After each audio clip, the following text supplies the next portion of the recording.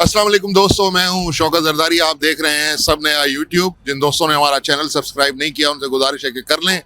इस वक्त मेरे साथ एक लिविंग लेजेंड, सहाफत के लिविंग लेजेंड कहें आप उनको, शायरी के लिविंग लेजेंड कहें, हसन मुश्तबा हमारे साथ मौजूद हैं। और आज हसन मुश्तबा से हम बात करेंगे। इन्होंने रिसेंटली एक बड़ा ज़बरदस्त कॉलम लिखा है कच्चे की जो गोल्डन तिकून है डाकुओं की, उसके हवाले से हम ये समझने की कोशिश करेंगे कि इसको इन्होंने गोल्डन ट्रायंगल का नाम क्यों दिया है। और साथ साथ इन्होंने जो अपने कॉलम में तो बड़ा इन्होंने लिहाज करके लिखा है, लेकिन हम कोशिश करेंगे कि जो ये नहीं लिख सके वो यहाँ पे बोल सके। हालांकि हसन ऐसे है नहीं कि इनके कलम को रोका जा सके। Hasan, thank you very much, आपने टाइम दिया इतने बिजी शेड्यूल से। मैंने भी कच्चे के ऊपर प्रोग्राम्स किए हैं और जैसे आपने इसको कहा कि जी ये गोल्डन ट्रायंगल है, तो मैं चाहूंगा कि उसको थोड़ा सा एक्सप्लेन करें कि ये गोल्डन ट्रायंगल किस तनाजुर में है।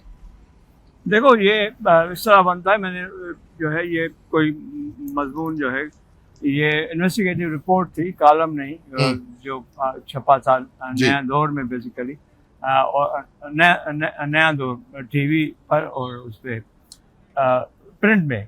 तो तिकोन के हिसाब से ये तिकोन इसलिए है कि ट्रायंगल इसमें घोटकी जिला अजला जो है, घोटकी, शिकारपुर, कश्मीर, कंदकोट, ये सिंध के डाकुओं के लिए और सेम टाइम पुलिस के लिए, बादशाह लोगों के लिए, सियासतदानों के लिए, मीरों पीरों वडेरों जागीरदारों सरदारों के लिए एक ट्रायंगल बनता है। इसमें अगर देखें इसमें सरदार, मीर, पीर, वडेरे, डाकू, पुलिस, ये सब के सब हिस्सेदार है।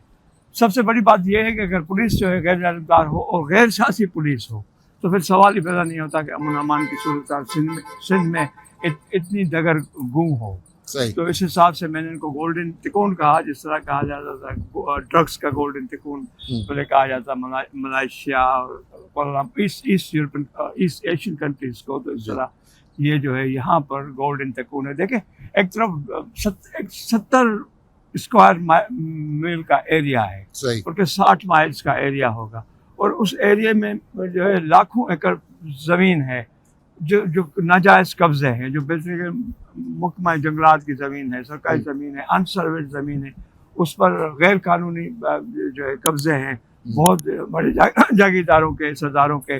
अब तो खैर डाकुओं के भी हैं। अगर वो कहा जाता है अगर डाकू डाके नहीं मारते तो आकर ज़मीन अपनी आबाद करें, इस तरह उन्होंने डाकुओं को भी ज़मींदार बना दिया है। और एक तरफ बेज़मीन हारी है, कच्चे में और पक्के में बेज़मीन, बहुत हज़ारों बेज़मीन हारी है, हज़ारों बेरोज़गार नौजवान हैं।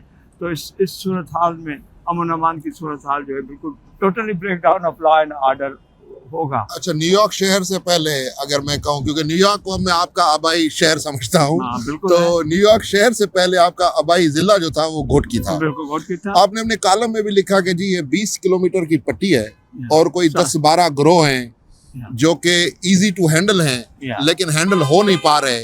तो इसमें आप क्या समझते हैं कि हर तरफ से जो, क्योंकि हम ये नहीं कह रहे पीपल्स पार्टी, GDA या XYZ, ठीक है, क्या आप समझते हैं कि हर पार्टी ने इस डाकू कल्चर को अपना अपना पानी देकर एक तनावर दरख्त बनाया है, या you still have hopes in some forces? Sindh की कुछ फोर्सेस ऐसी हैं जो इन कबायली झगड़ों को, जो कि डाकू कल्चर के शेल्टर में कबायली झगड़े हो रहे हैं या कबायली झगड़ों के शेल्टर में डाके पड़ रहे हैं, इसको कंट्रोल कर सकते हैं? और ये क्यों कई सालों से ये मामला हल नहीं हो पा रहा? कई सालों से मैं इस इलाके में नहीं गया, हालांकि मेरा नेटिव जिला था। और इस तरह जो है ये भी बहुत पुरानी स्टोरी है कि वो टोटली जो है डाकू जो है सियासतदानों के यहाँ जो है पार्टियों के कब्जे में, अब वो बिल्कुल फ्रीलांस हो चुके हैं और उनके कंट्रोल से भी निकल चुके हैं। आपने देखा है कि वो किस कंट्रोल में है, अगर आप कह सकते तो किस कंट्रोल में है, तो वो उन्हीं के कंट्रोल में है। जिनके कंट्रोल में सब हैं। न, सब नहीं है, मैं नहीं हूँ, तुम नहीं हो, यहाँ जो रहने वाले नहीं है जो कंट्रोल में है। इस तरह जो है बिल्कुल आप देखें, जब तक ये कब्जे नहीं छुड़ाए जाते, सुप्रीम कोर्ट में डिस्ट्रिक्ट है ये जो महकमा सिंध बेला बचाओ कमेटी, जो सिंध फॉरेस्ट प्रोटेक्शन कमेटी है, उसने जो सुप्रीम कोर्ट में केस में जो है लिस्ट दी थी और कि ये ज़मीनें जो है महकमा जंगलात की ज़मीनें खाली करवाई जाए, मगर नहीं, हज़ारों एकड़ ज़मीनें हैं, सरदारों के पास है। और फिर ये डाकू का एक दिन होता है और वो होता है इलेक्शन का दिन। इस तरह एग्जैक्टली। सिंधी में कहते हैं कि 29 रातें चोर की और एक रात भागिए की मालिक की होती है। इस तरह यहाँ पर डाकू की भी एक जो है एक दिन होता है। सिर्फ वोट की नहीं है, न कोई कबीला है, कबीलों को बदनाम किया गया है। कबायली जंगों का फायदा किसको मिलता है? पॉलिटिकल इकोनॉमी जो है कबायली जंगों की, मैं तो कहता हूँ फुल फ्लेज कबायली जंग चल रही है। सही। तो आप हथियार देखें, हथियारों की जंगी नौयत देखें जो है। हसन, आपने कहा कि जंगलात सिंध के, जहाँ तक मैंने काफ़ी अरसा हो गया है, मैंने इस पर तहकीक नहीं की, लेकिन जो लास्ट सम 7-8 ईयर्स अगो जो मैंने तहकीक की थी, कोई 1.5 से 2 लाख एकड़ के जंगलात तो काट दिए गए हैं। और कच्चे में क्या आप समझते हैं कि स्टिल हम जंगलात की जमीन की बात कर रहे हैं, या इट्स अ रिवर बैंक जो कि एक सोने की चिड़िया है? नहीं, owned by forest department। Owned by forest, okay, ठीक। वहाँ पर अब खेती बाड़ी हो रही है। सही। दरिया के जो है पेट में, दरिया के रास्ते में जो खेती बाड़ी हो रही है, मछली है और वुड का जो है उसका लकड़ी का चना है, लकड़ी है, ड्राई ईटेबल फूड है, मछली है, और ये दरियाई सनत, ये सारी चीजें जो है कंट्रोल में है वहाँ पर। जो आपका अपना कोई पर्सनल किस्सा हो इस तरह कच्चे के डाकुओं के साथ? क्योंकि आप बड़े इन्वेस्टिगेटिव जर्नलिस्ट हैं, बड़ा आपने घूमा है। नहीं, कभी डाकू के साथ नहीं मिला, मैं डाकुओं के सरपंचों से मिला हूँ, बल्कि वो सेनेटर और MNA और MP थे। वो अच्छी तरह पक्के के डाकुओं से मिले आप, कच्चे के डाकू से? कच्चे के डाकुओं को कंट्रोल करते थे ना, पक्के के काटते। सही। बहुत सारी स्टोरीज मैंने की है, सोचता हूँ कि इस पे किताब लिखूँ ऐसा। अच्छा। और आपको ये भी बताता चलूँ कि पहला जो किडनैपिंग टू रैंसम था, वो जो है उसकी शुरुआत जो है घोटकी जिले में हुई थी। उस डाकू का नाम खुदावश आलमानी, खुदू आलमानी था, जो मैंने और मरहूम मोहम्मद बुल्लो ने मिलकर उन पर स्टोरी की थी। वो वही खुदावश जो है आलमानी फिर जो है सरदार खुदावश आलमानी बन गया, और शाइस्ता और महर के आलमानी, शाइस्ता आलमानी और महर और आलमानी के तकरार में वो चीफ मिनिस्टर सर के हाउस में फैसलों में बैठा था। तो ये भी एक सिंध का एक अलमिया है। हसन, पॉलिटिकल सोच क्यों नहीं चाहती कि यहाँ पे अमन हो? क्योंकि दुनिया की अगर हम मुअज़्ज़ब तारीखों को उठा के देखें, इवन हम जहाँ न्यूयॉर्क शहर में खड़े हैं, तो ये शहर भी कभी गैंग्स के हाथ में हुआ करता था, लेकिन आज ये शहर आज़ाद है। क्राइम तो इस शहर में भी है, लेकिन आज़ाद है। कानून की एक, हम देखते हैं कि कानून की अपनी रिट है। तो इसमें क्या विल पावर का मसला है, लोगों की खामोशी है, या people have admitted living with that? कुछ कुव्वतें ऐसी हैं जो है जमहूरी कुव्वतें हैं और गैर सिविलियन कुव्वतें हैं, जो चाहते हैं कि सिंध में एक इंस्टेबिलिटी रहे। सही। और सियासतदान जो है और लीडर, सियासतदान और सियासी पार्टियां उनकी मरहून मन्नत रहे। तो ये सियासी पार्टियों के हाथ से जो है निकले हुए हैं, और डायरेक्ट आप देख रहे हैं कि जिंदाबाद के किसके नारे लगा रहे हैं, डाकू भी किसके नारे लगा रहे हैं, शायद उन किसके नारा लगा रहे थे। सही। तो इससे आप समझ सकते हैं कि ज़मीनें जो हैं जरखेज़ हैं, कच्चे की ज़मीनें, बजाय उसके कि ये बेज़मीन हारियों में दी जाए, वहाँ पक्के की तरह जो स्कूल खोले जाएं और इस तरह की कोई कॉटेज इंडस्ट्री खोली जाए, एमनेस्टी दी जाए। मैं नहीं कहता, मगर अब इस तरह के रियल एमनेस्टी और बाकायदा ट्रायल हो। एक जो एमनेस्टी अभी रिसेंटली दी है हथियार खरीद के डाकुओं से, उसको आप कैसे देख रहे हैं? मुझे नहीं पता कि उन्होंने हथियार खरीदे। मुझे ये पता है कि सिर्फ एक कबीले ने, जो तेगानी कबीले ने, उसे शिकारपुर में जो है वो सरेंडर किया है अपने सरदार के कहने पर। सही।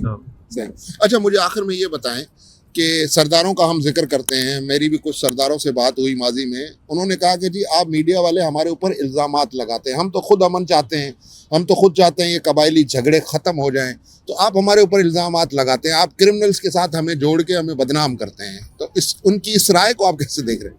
इस राय मुझे इसका मालूम नहीं, मगर इस राय अपनी जगह पर, मगर ये बात सही है कि मतलब कि पॉलिटिकल पावर के लिए उनको जो है इस तरह के तो चाहिए ना अनासर। तो माजी में तो इलेक्शनों में भी जो है कहीं इलेक्शन में भी जो है डाकुओं ने जो है कन्वेंसिंग की है, लोगों को प्रेशर डाला है। मिसाल के तौर पर मटियारी में मोहशी दी, सही, ठीक है, सांगड़ में गुल्लू मर्री, मैं आपको नाम बता रहा हूँ, दादू और नवाब शाह में सुल्तू जतोई। तो ये किसके थे?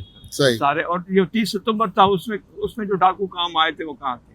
जिन्होंने जो है चाइनीज के रिहाई के लिए जो है जिन्होंने मुज़ाकरात किए, किनकी सरपरस्ती में मुज़ाकरात हुए थे, गवर्नमेंट ने उनसे मुज़ाकरात किए थे। वो तो हुकूमत कहती है कि जी एक इंटरनेशनल मसला हो गया था, मरता क्या ना करता, हमें तो जो है वो बैरूनी जो रसवाई है उससे बचने के लिए बात करनी पड़ी। दुनिया जहान में होते हैं इस किस्म के डायलॉग्स, तो हसन मुश्तबा और शौकत ज़रदारी क्यों एतराज़ करें? ये एक सवाल है, इसको आप कैसे? इंटरनेशनल के अलावा भी जो है वारदातों के अलावा भी बहुत सारी वारदातें जिसमें होंगी। मिसाल के तौर पर एक मशहूर केस था फैसल कचेलो केस। फैसल कचेलो के लिए तो जो है ब्रेकिंग द कर्फ्यू किताब में जो है एमन डंकन ने लिखा है कि उसके बाप की मुलाकात जो थी एक सेनेटर के घर पे हुई थी। सही। और ये तो मुझे एक इंटरव्यू में एक साबिक DIG हैदराबाद ने मुझे कहा था कि जो है इसमें बड़ा सियासी हाथ। सही।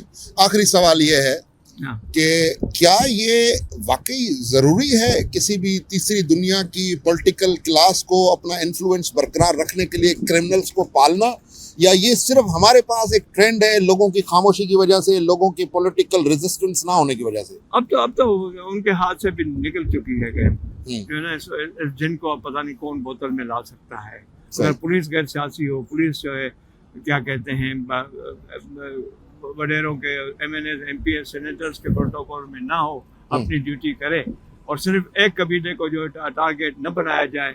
जिस तरह के माजी में हमने देखा कि अपने वोट पैकेज के लिए तमाम शर कबाइल को बनाया गया। Not every Sher, not every Sidro, not every Dhondu, not every Bhutto is a dacoit. ठीक, बहुत शुक्रिया हसन मुश्तबा। दोस्तों, हसन मुश्तबा की बातें आपने सुनी। ये एक सच है कि लोगों को लेबल लगाकर डाकू बनाया गया है, और ये भी एक सच है कि लोग कबायली झगड़ों के आड़ में डाके भी मारते हैं। लेकिन मामला समाजी है, और समाज के इन्फ्लुएंसर्स जिनको आम फहम जबान में वडेरा, जागीरदार, सरदार या सियासतदान या MNA या MPA कहा जाता है, अगर वो चाहें तो ये सारा मामला हमारी नज़र में एक दिन में ख़त्म हो सकता है, अगर वो चाहें। ये एक बहुत बड़ा सवाल है। शौकत ज़रदारी को दीजिए इजाज़त। अल्लाह हाफ़िज़।